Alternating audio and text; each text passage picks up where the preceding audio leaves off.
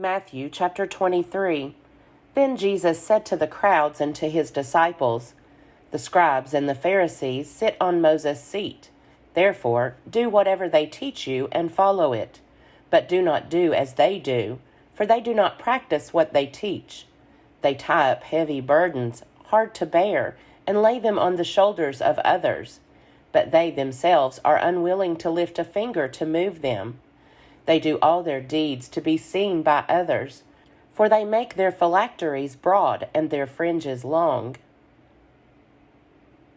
They love to have the place of honor at banquets and the best seats in the synagogues, and to be greeted with respect in the marketplaces, and to have people call them Rabbi. But you are not to be called Rabbi, for you have one teacher, and you are all students. And call no one your father on earth, for you have one Father, the one in heaven. Nor are you to be called instructors, for you have one instructor, the Messiah. The greatest among you will be your servant. All who exalt themselves will be humbled, and all who humble themselves will be exalted. But woe to you, scribes and Pharisees, hypocrites! For you lock people out of the kingdom of heaven. For you do not go in yourselves, and when others are going in, you stop them. Woe to you, scribes and Pharisees, hypocrites! For you cross sea and land to make a single convert, and you make the new convert twice as much a child of hell as yourselves. Woe to you, blind guides, who say, "Whoever swears by the sanctuary is bound by nothing, but whoever swears by the gold of the sanctuary is bound by the oath." You blind fools! For which is greater, the gold or the sanctuary that has made the gold sacred? And you say, "Whoever swears by the altar is bound by nothing, but whoever swears by the gift that is on the altar is bound by the oath." How blind you are! For which is greater, the gift or the altar that makes the gift sacred? So whoever swears by the altar swears by it and by everything on it. And whoever swears by the sanctuary swears by it and by the one who dwells in it. And whoever swears by heaven swears by the throne of God and by the one who is seated upon it. Woe to you, scribes and Pharisees, hypocrites! For you tithe mint, dill, and cumin, and have neglected the weightier matters of the law, justice and mercy and faith. It is these you ought to have practiced without neglecting the others. You blind guides! You strain out a gnat, but swallow a camel. Woe to you, scribes and Pharisees, hypocrites! For you clean the outside of the cup and of the plate, but inside they are full of greed and self-indulgence. You blind Pharisee! First clean the inside of the cup, so that the outside also may become clean. Woe to you, scribes and Pharisees, hypocrites! For you are like whitewashed tombs, which on the outside look beautiful, but inside they are full of the bones of the dead and of all kinds of filth. So you also on the outside look righteous to others, but inside you are full of hypocrisy and lawlessness. Woe to you, scribes and Pharisees, hypocrites! For you build the tombs of the prophets and decorate the graves of the righteous. And you say, "If we had lived in the days of our ancestors, we would not have taken part with them in shedding the blood of the prophets."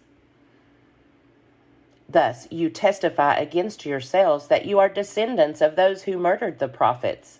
Fill up, then, the measure of your ancestors. You snakes, you brood of vipers! How can you escape being sentenced to hell?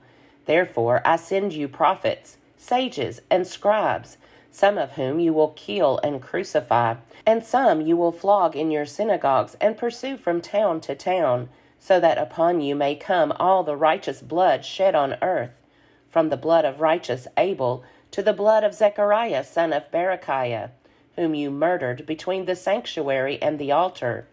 Truly, I tell you, all this will come upon this generation.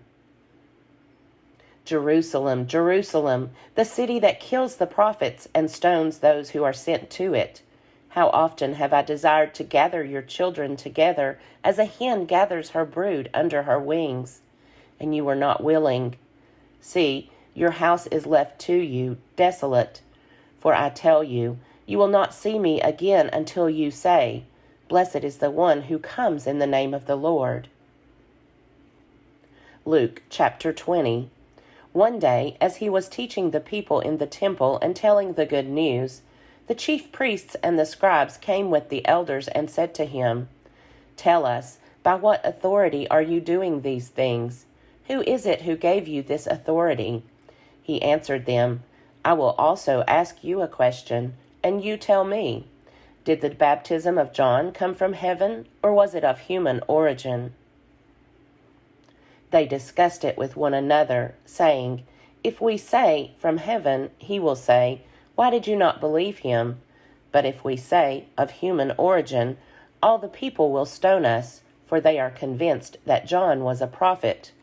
So they answered that they did not know where it came from. Then Jesus said to them, Neither will I tell you by what authority I am doing these things.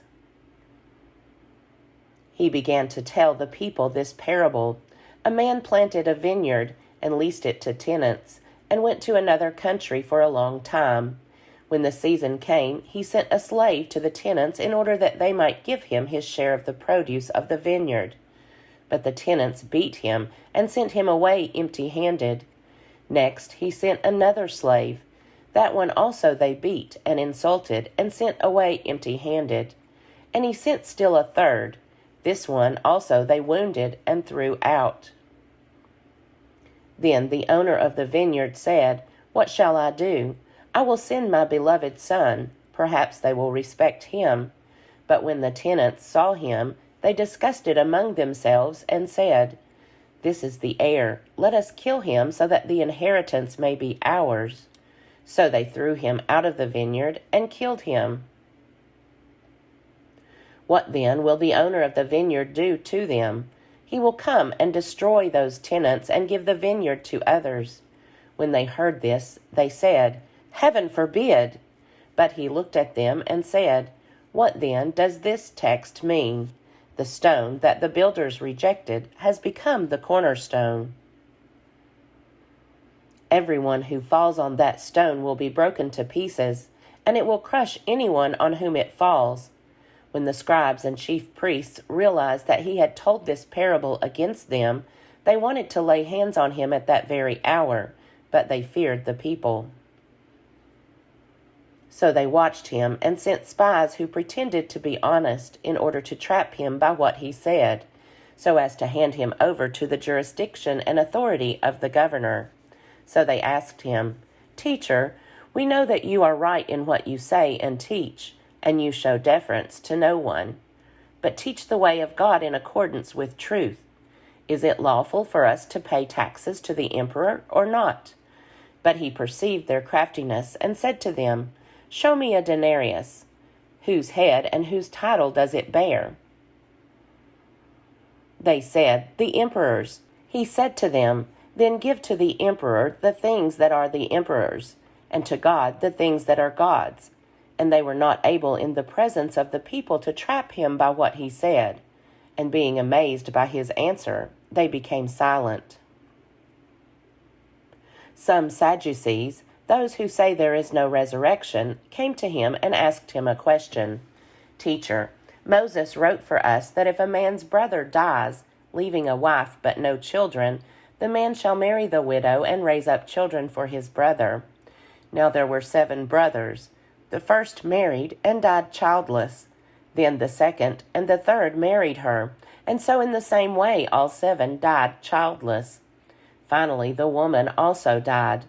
In the resurrection, therefore, whose wife will the woman be? For the 7 had married her.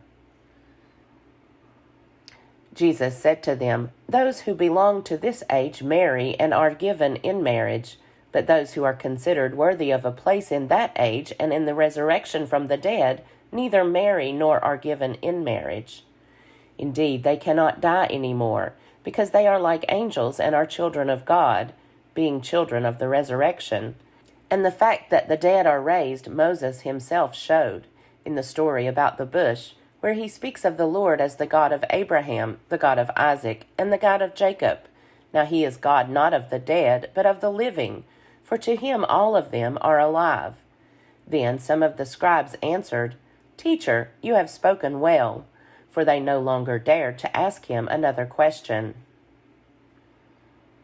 Then he said to them, How can they say that the Messiah is David's son? For David himself says in the book of Psalms, The Lord said to my Lord, Sit at my right hand, until I make your enemies your footstool. David thus calls him Lord, so how can he be his son? In the hearing of all the people, he said to the disciples, Beware of the scribes, who like to walk around in long robes, and love to be greeted with respect in the marketplaces, and to have the best seats in the synagogues and places of honor at banquets. They devour widows' houses, and for the sake of appearance say long prayers. They will receive the greater condemnation. Luke chapter 21. He looked up and saw rich people putting their gifts into the treasury. He also saw a poor widow put in 2 small copper coins. He said, Truly I tell you, this poor widow has put in more than all of them, for all of them have contributed out of their abundance, but she out of her poverty has put in all she had to live on. When some were speaking about the temple, how it was adorned with beautiful stones and gifts dedicated to God, he said, As for these things that you see, the days will come when not one stone will be left upon another. All will be thrown down. They asked him, Teacher, when will this be, and what will be the sign that this is about to take place? And he said, Beware that you are not led astray, for many will come in my name and say, I am he, and the time is near. Do not go after them. When you hear of wars and insurrections, do not be terrified, for these things must take place first, but the end will not follow immediately. Then he said to them, Nation will rise against nation, and kingdom against kingdom. There will be great earthquakes, and in various places famines and plagues, and there will be dreadful portents and great signs from heaven. But before all this occurs, they will arrest you and persecute you. They will hand you over to synagogues and prisons, and you will be brought before kings and governors because of my name. This will give you an opportunity to testify. So make up your minds not to prepare your defense in advance. For I will give you words and a wisdom that none of your opponents will be able to withstand or contradict. You will be betrayed even by parents and brothers, by relatives and friends, and they will put some of you to death. You will be hated by all because of my name, but not a hair of your head will perish. By your endurance you will gain your souls. When you see Jerusalem surrounded by armies, then know that its desolation has come near. Then those in Judea must flee to the mountains, and those inside the city must leave it, and those out in the country must not enter it. For these are days of vengeance, as a fulfillment of all that is written. Woe to those who are pregnant and to those who are nursing infants in those days. For there will be great distress on the earth and wrath against this people. They will fall by the edge of the sword and be taken away as captives among all nations. And Jerusalem will be trampled on by the Gentiles, until the times of the Gentiles are fulfilled. There will be signs in the sun, the moon, and the stars, and on the earth distress among nations, confused by the roaring of the sea and the waves. People will faint from fear and foreboding of what is coming upon the world, for the powers of the heavens will be shaken. Then they will see the Son of Man coming in a cloud, with power and great glory. Now when these things begin to take place, stand up and raise your heads, because your redemption is drawing near. Then he told them a parable. Look at the fig tree and all the trees. As soon as they sprout leaves, you can see for yourselves and know that summer is already near. So also, when you see these things taking place, you know that the kingdom of God is near. Truly, I tell you, this generation will not pass away until all things have taken place. Heaven and earth will pass away, but my words will not pass away. Be on guard so that your hearts are not weighed down with dissipation and drunkenness and the worries of this life, and that day does not catch you unexpectedly, like a trap, for it will come upon all who live on the face of the whole earth. Be alert at all times, praying that you may have the strength to escape all these things that will take place, and to stand before the Son of Man. Every day he was teaching in the temple, and at night he would go out and spend the night on the Mount of Olives, as it was called, and all the people would get up early in the morning to listen to him in the temple.